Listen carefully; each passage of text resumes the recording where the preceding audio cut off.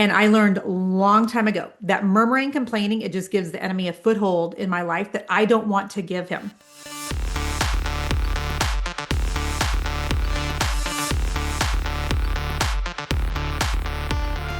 Well, hey, my friends, welcome back to the podcast. We're going to be talking today about gratitude and how it changes everything in business, especially when business is hard.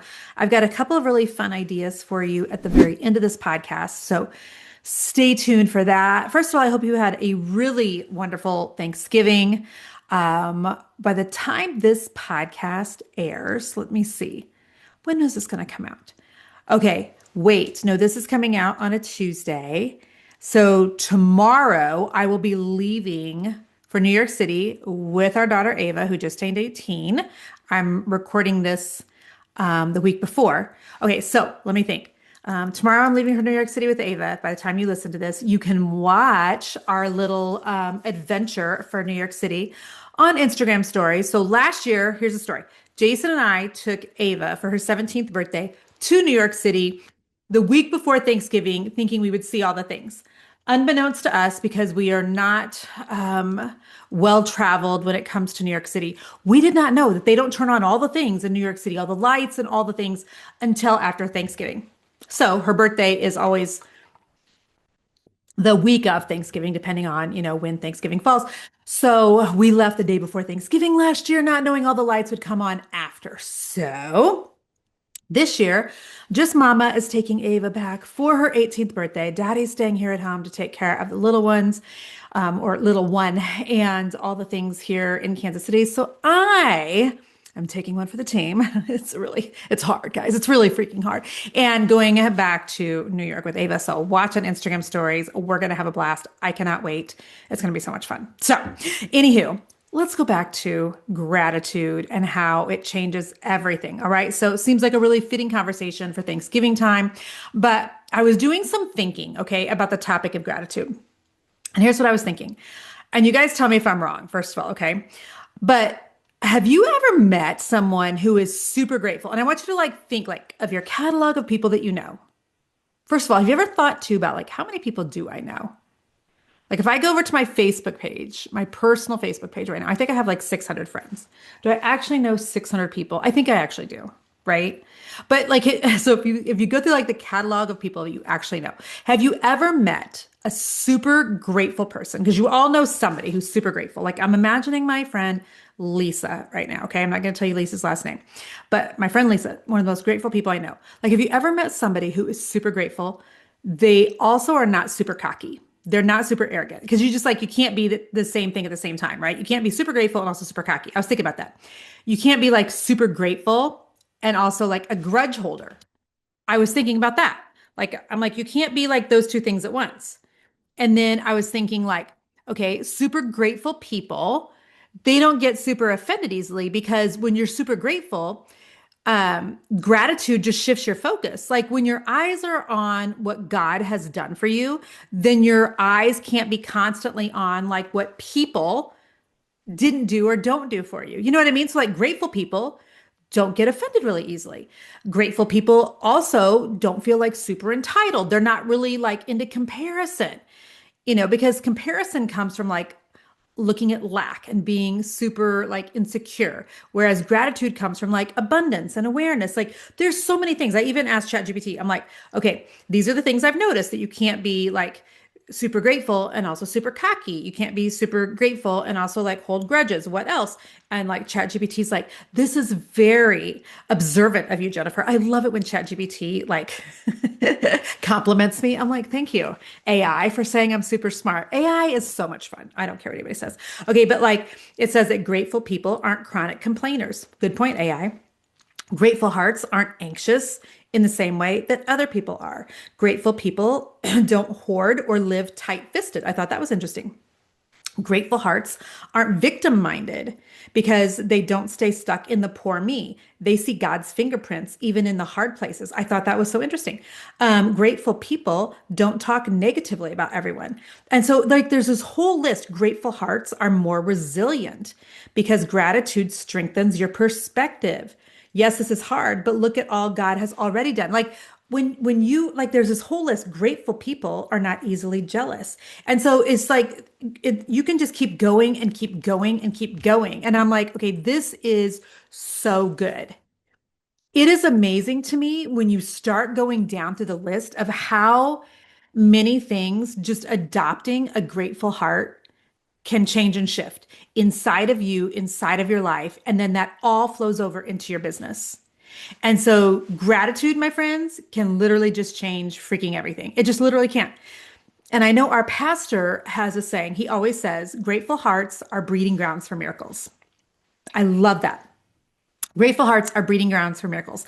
I have two little plaques in our house. One is upstairs in my bathroom. It's right next to where I brush my teeth every single morning. I have to look at it as I'm brushing every single night. As I'm brushing my teeth before bed, I have to stare at it. It says just three words: be ridiculously grateful. Ridiculously grateful. And I have a sign in my office right here. If you're watching on the YouTube, you'll be able to see it. It says, I still remember when I prayed for the things that I have right now. I still remember when I prayed for the things that I have right now. I keep this where I can see it during the day because inevitably things, as I'm working throughout the day, they get hard. There's people that irritate me.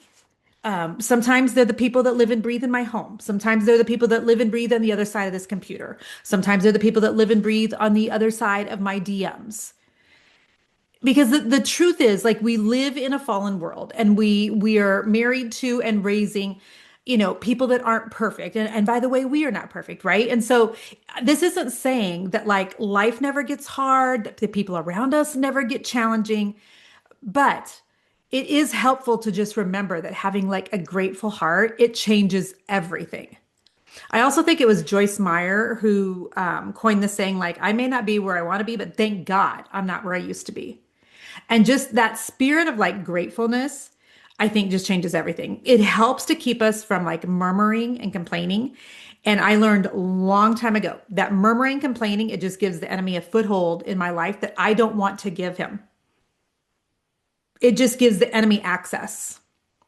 And so having like a grateful heart, it just shifts your focus from like what is missing, because that's what you're focusing on. And so when I'm grateful, then it shifts my focus from what's missing to what God is doing. When I'm grateful, it shifts my focus from slipping into like fear and frustration. Gratitude like opens up my heart so that I'm able to lead, my team, my clients, my customers from a place of peace instead of a place of pressure. And I'm able to show up online, I think, very differently when my mind is rooted like in a thankful place. And so I really do think that when we as business owners are coming from a place of gratitude, that our audience can feel that. When we're operating like from a place of joy instead of a place of frustration and striving, I think that our audience can sense that, and it leads to a place of more like connectedness and trust. I think that gratitude changes the way that we talk, the way that we serve, the way that we lead. I think that also when we are super grateful, super thankful, that we're able to like give more freely, like in our, even just like our offers, even in our opt-ins, even in, the way that we word things in our emails and things. And just simply because we remember how much we've been given, there's really a ripple effect that happens. And it changes the way that we do business. And I think it models a way of doing business that's really more God honoring. And I think that the way that we do business then sets a tone for the people who are watching us. And I think when you are a grateful leader, that you just naturally draw towards you more grateful clients. And so I wanted to give you guys just a couple of things that I do, and that I try to be really intentional about doing, just to try to position myself to be a more grateful person. I do think that, some people are just born more like the glass is half full versus the glass is half empty. I do think I just naturally have been born a more person that the glass is half full. So I just have a natural bend more towards that. But also I do have some disciplines that I try to do to make sure that I'm constantly fueling that fire. Okay. And so on just a practical level, one thing I have done, I was trying to think, okay, how many years have I done this? And I know it's been at least 10, but I would say it's been even probably more like 15. But at the end of every year, I journal for our family, like a top 10 list of things that have happened to us that year. And by the way, a lot of times, that top 10 list, and I'll pull up one of the things on my phone right now. Um, it's often intermingled with something that happened that was hard or tragic or because the truth is like life happens to all of us. The Bible says it rains on the just and the unjust, which means even as believers we're going to go through stuff just like the rest of the world. Like just because we love Jesus doesn't mean that we don't have pain and hard things and death and sickness and sadness and all the things, right? So like I used to always keep these in journals, and I'm not great at journaling. I always make sure though that I have the list of top 10 things either on a physical piece of paper in a journal or on the notes app on my phone. And so I was easily able to pull up like our top 10 blessings for 2024 on my phone. So I'll read a couple of these to you. There's some things that are personal because they're ours as a family. But like one of the things was buying bougie on Miramar Beach last year. That was a top 10 blessing. We took Ava to New York City last year. Jason and I did. Our son got engaged. Jason's surgery in January mostly fixed his hip, and I put mostly in my notes. And so, that is something that's like it's mixed also with tragedy. I mean, the fact that he had to have a third surgery sucks, if I'm being real honest. The fact that it only mostly fixed things still sucks. He still has pain every day, you guys. And so it's not like I'm just trying to find some gratefulness, even though. Does that make sense? We started to play pickleball. I got to see my cousin Kent and my uncle Jerry both before they died last year. So grateful, and yet they both passed away last year, which really also stunk. And so, I try to do, not try, every year I do our top 10 blessings. And it is a lot of times mixed with things that are hard. But, we live in a world where I think we need to recognize that things can be both and. Um, things can be like not just always one or the other. Okay. Um, a second thing that I wanted to share with you that I'm trying to get really good at doing is that I saw a while back a post on Facebook um, encouraging people to start a note on their phone or do it in your journal, but I did the note on my phone and entitle it Good Things Are Always Happening to Me. And since again, I'm not a big journaler anymore, it's faster for me just to do an audio on my phone. I do a lot of notes on my phone because I can speak really fast. And so for me, I like to just do an audio. And so the title again is Good Things Are Always Happening to Me. And essentially for me, what that symbolizes is that I'm looking for the miracles in the everyday. And I think that that basically means that I'm expecting good things to happen to me because I live with a grateful heart every day.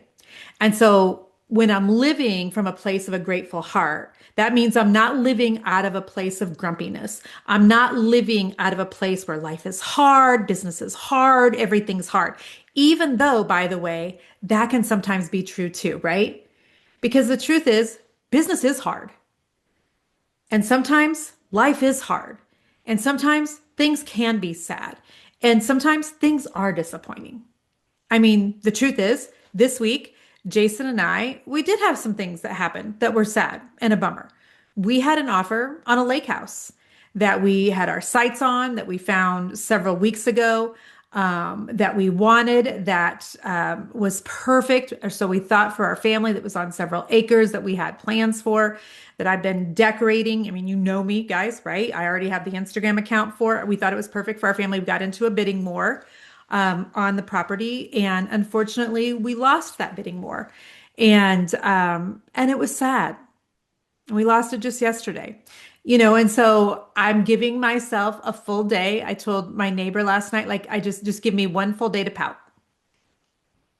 Give me one full day to pout. And because the truth is, like, I know in my knower I should be grateful that we even have the money to be able to buy a lake house at all, right? Like that's the truth. And I am grateful that we even have the money to buy a lake house when we already own two houses on an ocean anyway, right? And that is absolutely 100% truth.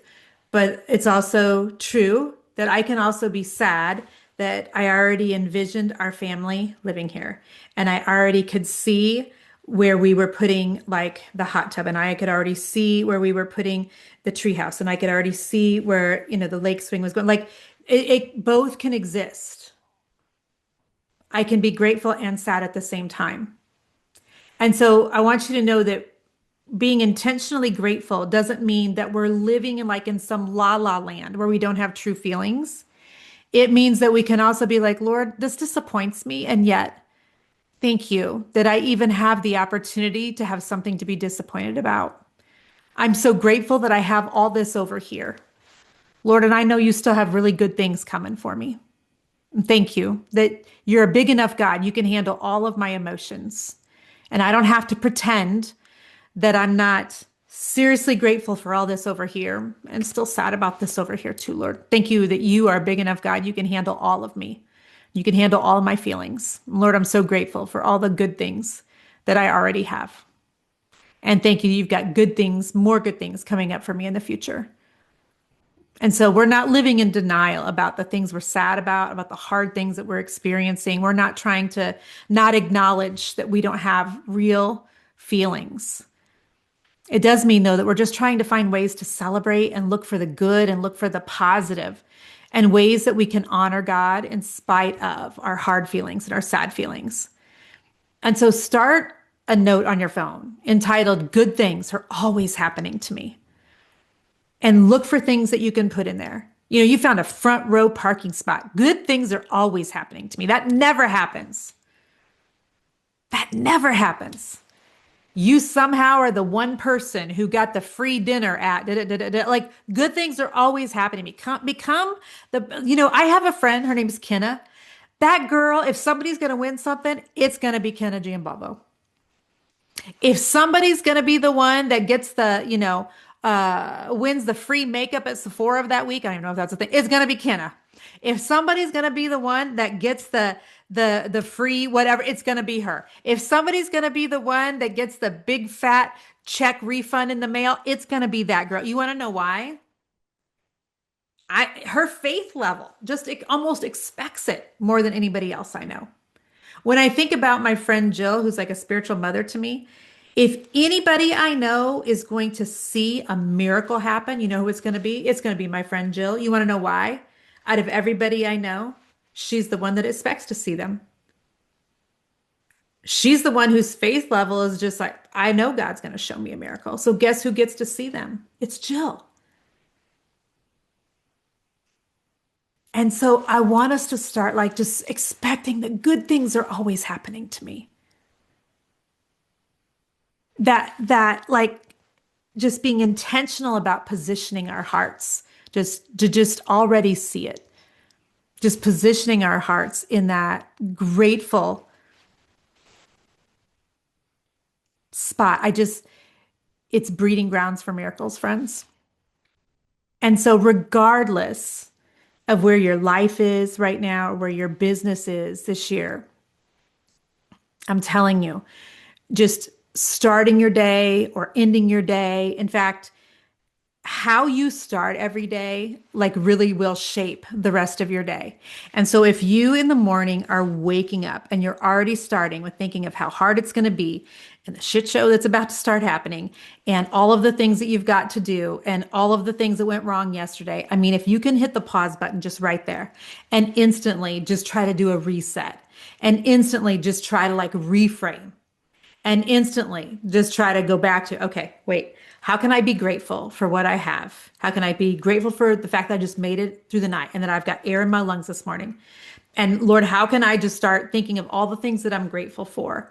And how can I just quickly do a reset? I promise you, though, being intentional just with the few minutes at the beginning of every day, I'm telling you, that will change everything for you.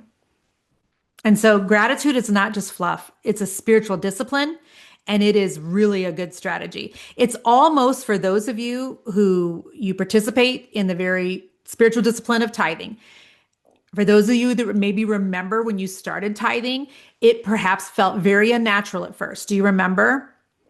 And then over time, it just became one of those things that it's like, it's very natural and you can't imagine not doing it. So it might feel a little unnatural at first to find things to be grateful for, but I'm telling you, keep at it. It's a great discipline. It's a phenomenal strategy. And when you honor God with a very thankful heart, I do believe it opens doors for you. I do believe that it gives God opportunity to give you more, to trust you with more. And so I hope you know I'm grateful for you today. I'm grateful that you're a listener. Thank you so much for being here. Thank you for sharing the podcast, leaving comments on YouTube, leaving reviews on your podcast app. I appreciate you. Some of you have been listening to this podcast for the entire 7 years that I've had it. So I'm grateful.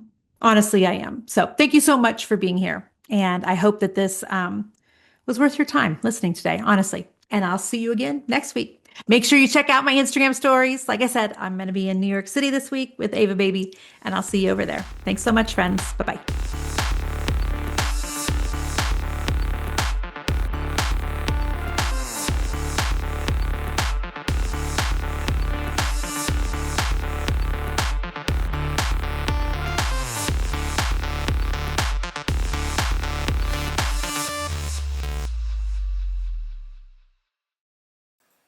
Easton! Easton! Do you want your mama to go shopping for you in NYC? What would you like, honey? I feel bad I didn't take you to New York.